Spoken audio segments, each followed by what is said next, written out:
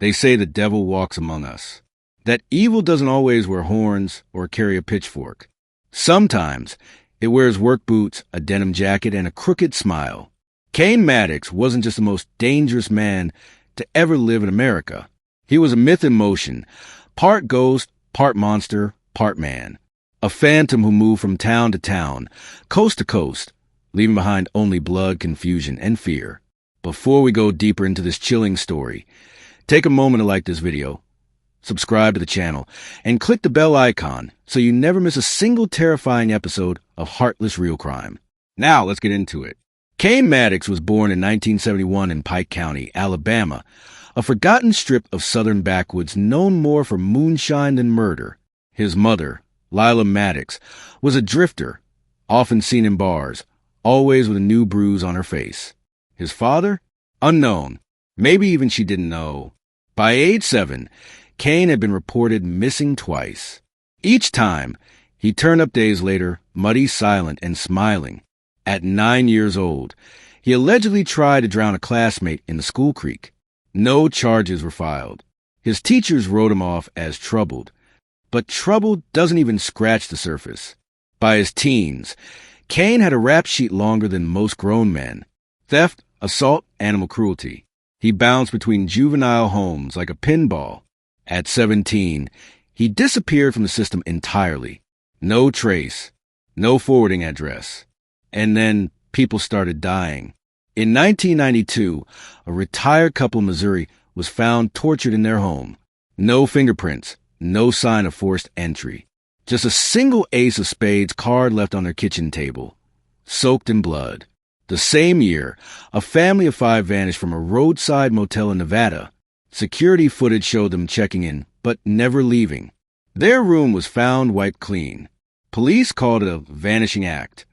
A week later, a cleaning lady at the same motel opened a supply closet and found all 5 bodies, stacked, folded, and bound in trash bags. Once again, a playing card, ace of spades. No evidence, no suspects. By 1995, law enforcement unofficially tied over a dozen murders across 5 states to a single unknown man. But they didn't have a name, just patterns. He struck without warning. Sometimes alone, sometimes with others. Sometimes for money, sometimes just for fun. A killer without rules. It wasn't until 1997 that they got a name.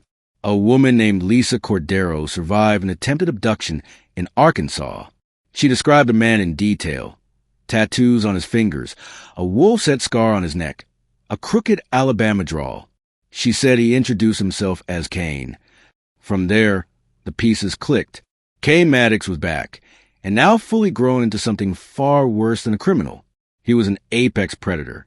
Between 1997 and 2005, Cain is linked to over 40 killings, 12 arsons, and 6 suspected poisonings.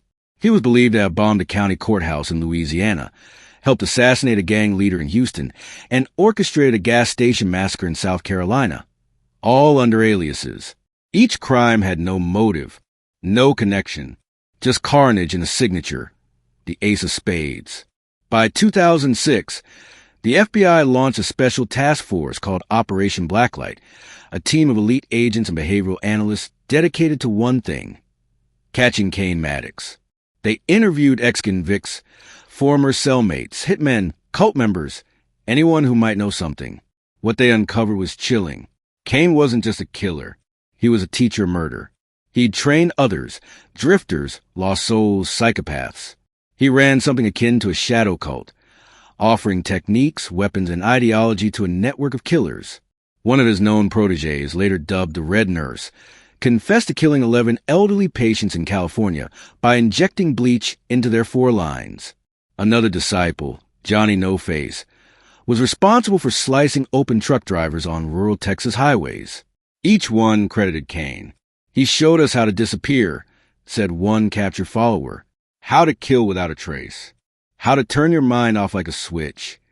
Cain had created a decentralized family of murderers, a virus of violence, and yet he stayed invisible. Agents began calling him the devil in denim. He could walk into a crowded diner, eat a burger, pay in cash, and vanished before the server remembered his face. He changed looks, changed identities, slept in forests, abandoned barns, bus stations. He used no cell phones, no credit cards, no digital trail. He was analog evil in a digital world. In 2011, after nearly 2 decades of terror, Cain made his only known mistake. He returned to Alabama. Maybe it was nostalgia, maybe unfinished business, or maybe he wanted to be caught. A tip led the FBI to an abandoned plantation house 40 miles outside of Mobile. Surveillance confirmed it. Cain Maddox was inside. The siege lasted 19 hours. Snipers surrounded the property. Drones hovered.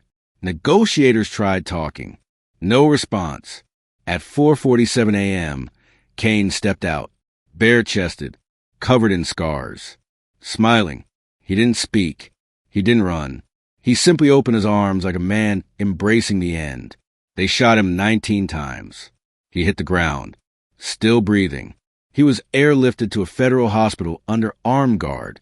In his final moments, Cain whispered, "You only caught one of me." And then he died. Or, that's what they say. Because even now, years later, the murders haven't stopped. Across the U.S., random killings appear with the same mark. The ace of spades, soaked in blood. Some think it's copycats. Others believe it's Cain's network, his legacy of death, still operating in the shadows. And a few whisper that Cain never really died at all. If this story chilled you to the bone, let us know in the comments. Do you think Cain Maddox was just a man or something else entirely? Don't forget to like this video, subscribe to Heartless Real Crime, and click the bell icon so you don't miss our next deep dive into the darkest corners of humanity. Until then, lock your doors. Evil doesn't sleep, and some monsters never die.